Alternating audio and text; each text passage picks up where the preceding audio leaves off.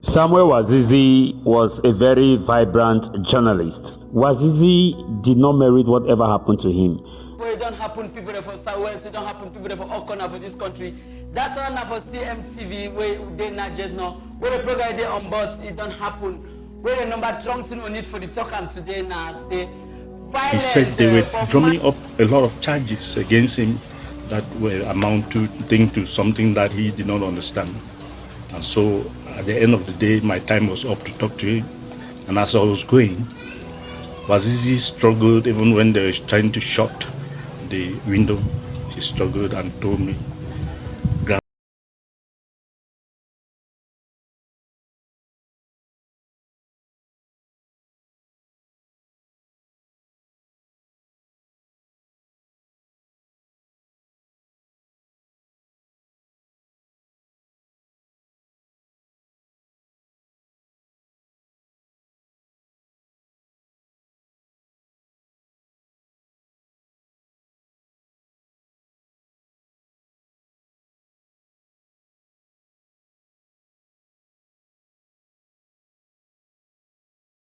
unfortunately, this case has brought a lot of fear. A lot of journalists literally abandoned their duties in reporting the Anglophone crisis. My plea is that all the parties concerned, the government and whoever is concerned, should try to make sure that the family of Wazizi gets justice, and this can save the face of journalism in Cameroon.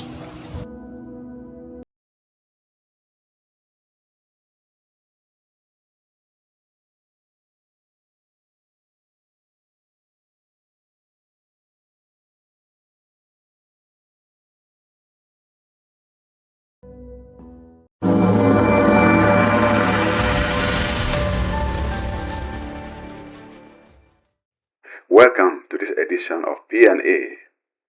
Issa Tchiroma Bakari, the man who claims to have won the 2025 presidential elections in Cameroon, is reportedly planning his offensive into Cameroon from exile in the coming days.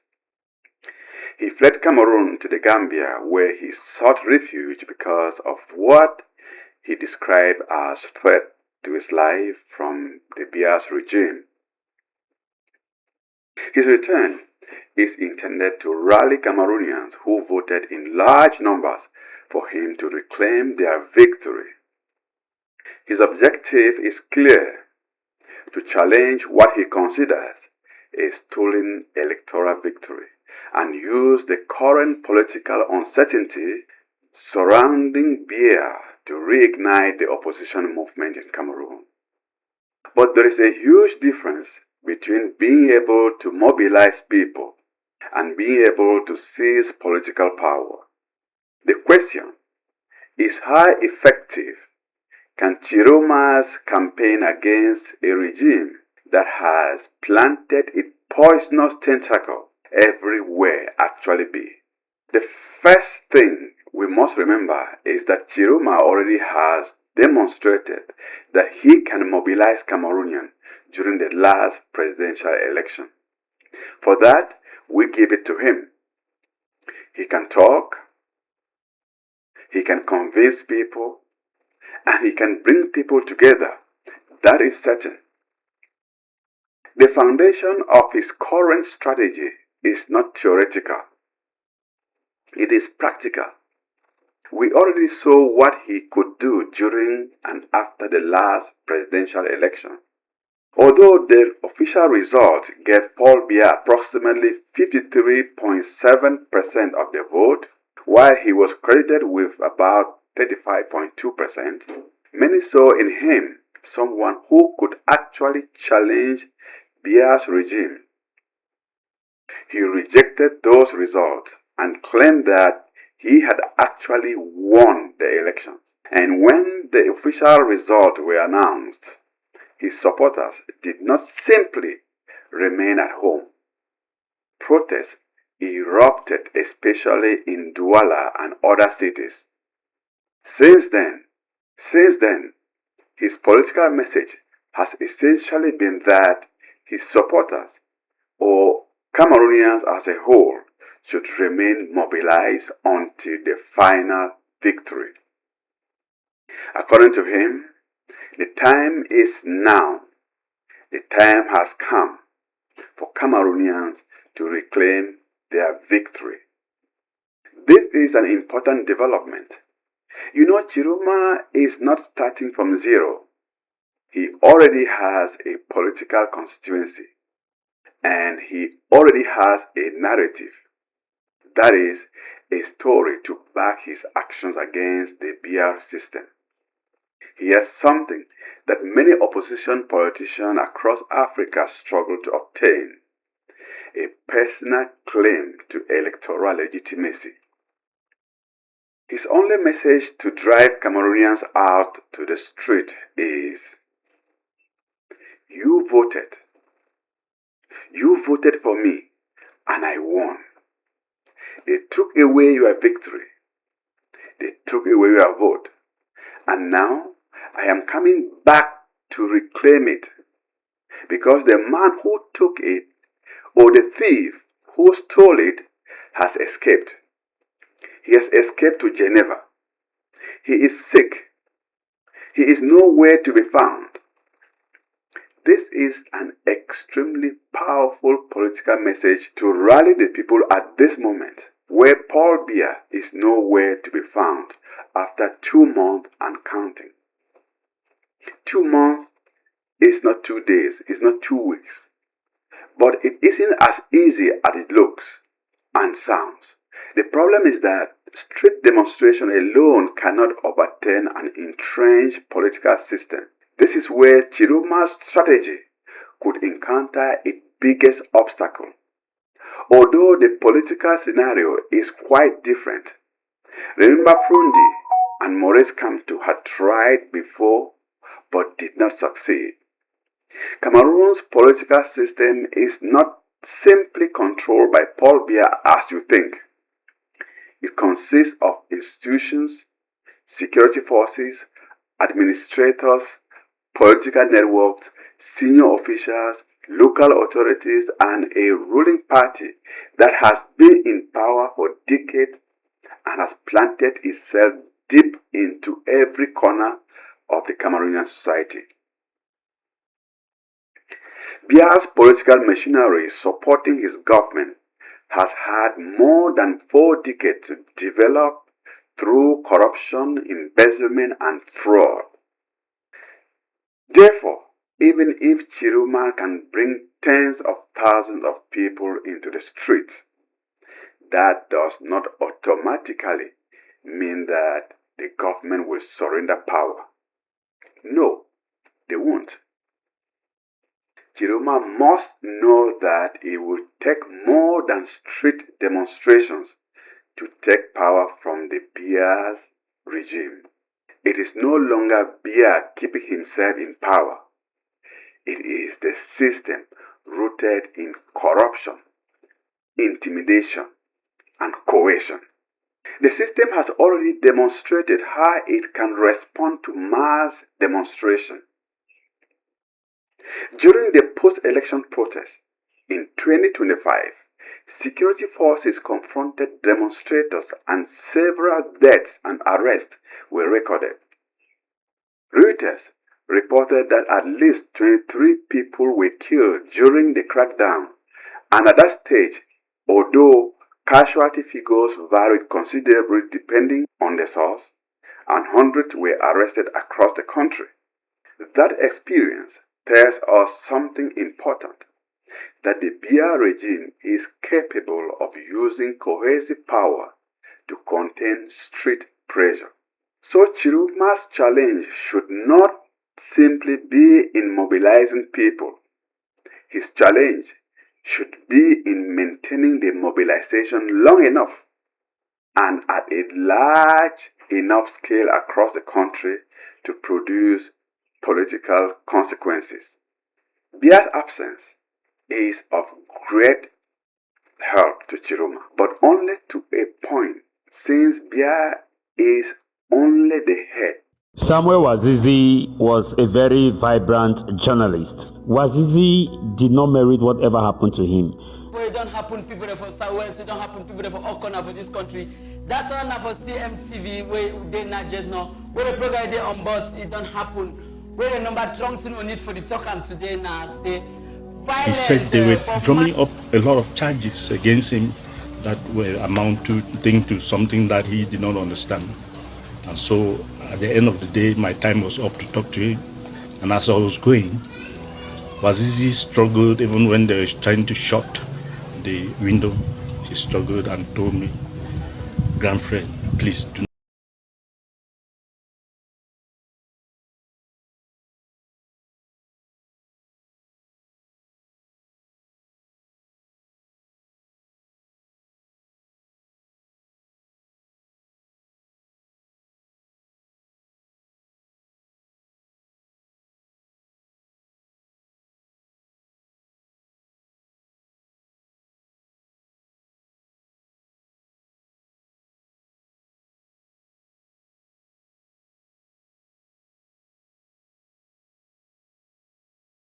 This case has brought a lot of fear. A lot of journalists literally abandon their duties in reporting the Anglophone crisis.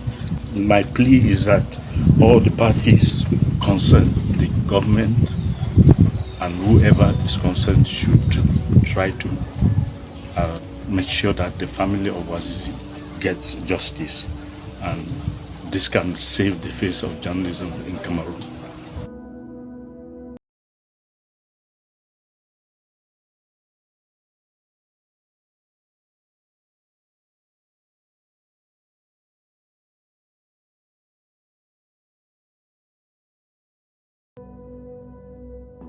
Tchiroma believes that Biya's prolonged absence creates an unusual political opening, and there is logic to his argument. When a country is already experiences uncertainty about its president's whereabouts, health, political activity, ability to govern, the opposition has an opportunity to ask uncomfortable questions and take advantage. They can take advantage of these questions and drive Cameroonians out there in big numbers. They can ask this question: who is actually running the country? Who is making major decisions? Who is using your money, the taxpayers' money, and the resources, and for what purposes? Since Paul Biya is nowhere to be found, who is running the country? That is the question that should drive into the minds of Cameroonians. Tchiroma should use this question to turn his campaign from an ordinary opposition campaign into a campaign about the future of Cameroon itself. But, I say but, there is a caveat here. If Tchiroma makes the entire campaign about Biya's absence, he could make a strategic mistake too. If eventually Biya returns, that campaign crumbles. So he has to tread with care and not base his planned political assault on Cameroon on Biya's absence alone. It should be on the mismanagement of the country by the CPDM government and Biya's cronies. The biggest opportunity for Tchiroma is to build a broad political coalition, not only with other political parties. Tchiroma should know that he cannot win a national political struggle with only his traditional supporters. No, he cannot. He can't win. He needs to bring together different constituencies. That is, all young and old Cameroonians, Anglophones, Francophones alike, civil societies, trade unions, and religious communities. He needs to bring all of them together. He needs to build that enlarged coalition. This would be Tchiroma's real test of his leadership. Can he convince other opposition leaders to put their individual ambitions aside? Can he convince them that this is not simply Issa Tchiroma's struggle, but a national struggle over electoral integrity and democratic transition? Can he convince them that he is only a bridge to a Cameroon that is better, affordable for everybody, for a Cameroon that is just, honest, and fair? If he can do that, his campaign would become considerably more powerful. But if he cannot, the government will potentially exploit division within the opposition as usual and crack down on all demonstrations unless he decides to respond to force by force. What we should know, or what you should know, is that Tchiroma is not an outsider who suddenly appeared from nowhere. He spent many years inside the Biya's government. He served as Minister of Transport. Later, he became Minister of Communications and was one of the government's most visible defenders. He subsequently served as Minister of Employment and Vocational Training before breaking with Biya and becoming his arch-rival. I think Tchiroma should know better. He should know how the system operates and be able to make the right decisions. The support Tchiroma had during the last presidential election was simply because Cameroonians believe that political transformation sometimes comes from people who had experienced the system from inside, and he could be the one to help dismantle the system. Cameroonians supported Tchiroma simply because they believed and thought that he knew the system and could fight the system from within and crumble it.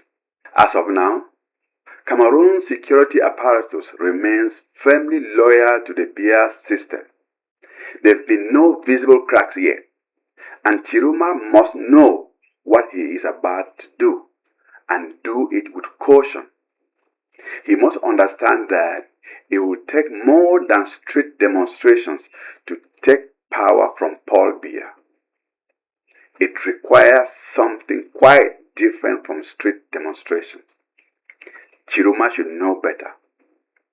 That is why the question should not simply be about the number of people who can go out on the streets, but about how many people will remain in the street after the first arrests. How many people will return after security forces use lethal force on one or two demonstrators? And how many cities can sustain protests and street demonstration for weeks and months? To take power from Paul Biya is not a walk in the park.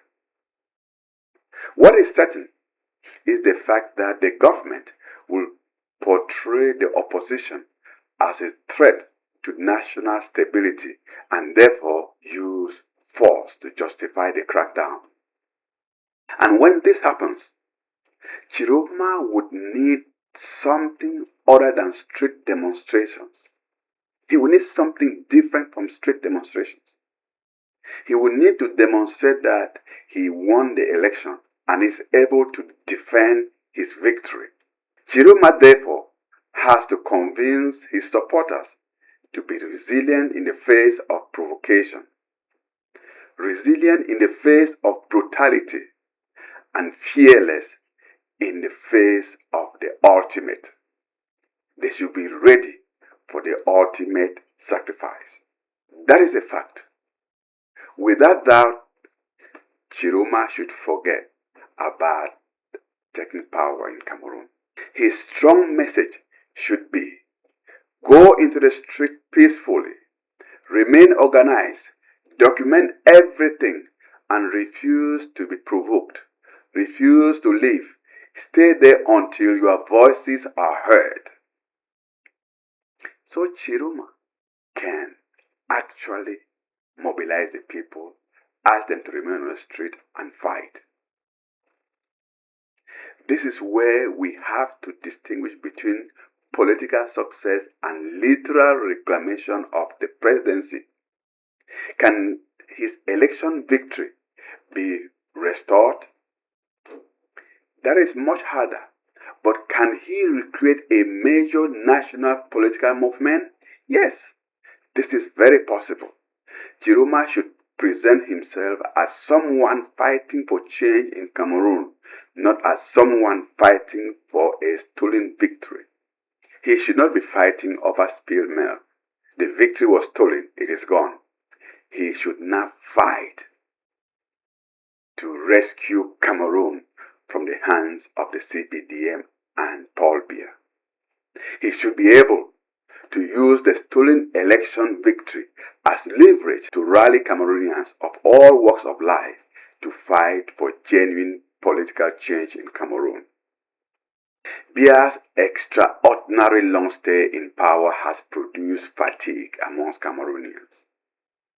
While the 2025 elections remains deeply contested in the political narrative, Cameroonians do not merely need a change in persons, but a political revolution where everything is redefined to foster transparency, equity, and strong institutions, not strong people. Tchiroma, therefore, does not need to convince Cameroonians that something is wrong. Many already believe that and have lived it. His challenge is convincing them that he is the person capable of fixing it, that he does not only want political power, but has a program to fix what has been spoiled for over 40 years of Biya's rule. If Tchiroma's movement is built around his personality alone, all his attempt to conquer Yaoundé will end up in flames. But if he builds that movement around decentralized national institutions, it will become much harder to dismantle it. That movement might outlast even Tchiroma himself. So, will Issa Tchiroma succeed? That is my question. Will Issa Tchiroma actually succeed? He has a realistic opportunity to reignite the opposition, but a much smaller chance of simply reclaiming the presidency through street demonstrations alone. Tchiroma's return is potentially historic, but not necessarily decisive.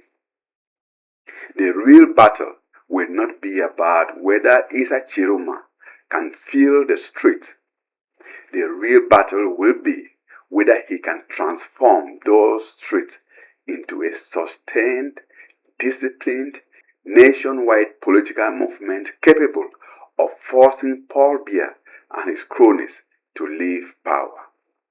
So, when Issa Tchiroma finally returns to Cameroon, will Cameroonians see him as the president whose victory was stolen, a leader for change, or simply as another opposition politician asking them to take to the streets? The answer to that question may determine whether this new campaign becomes a footnote in Cameroon's political history or the beginning of a new chapter. Until then, remember to stay woke, stay alert, and choose your kind of trouble. I will advise you to get into good trouble. Don't be afraid. Don't fear anybody. Get engaged and fight for a better Cameroon. Samuel Wazizi was a very vibrant journalist. Wazizi did not merit whatever happened to him. It don't happen, people for Southwest, it don't happen, people for all corners of this country.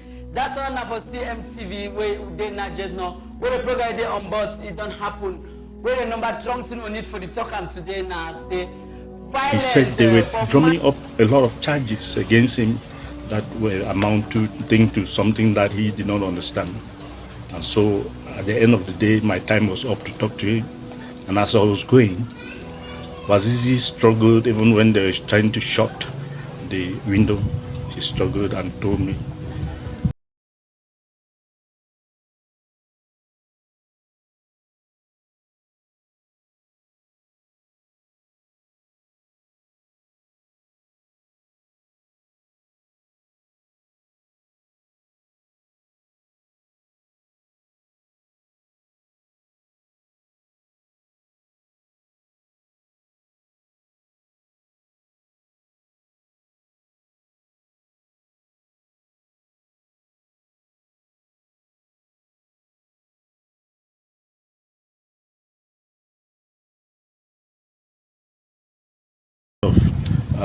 fear.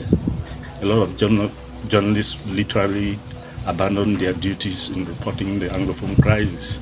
My plea is that all the parties concerned, the government and whoever is concerned, should try to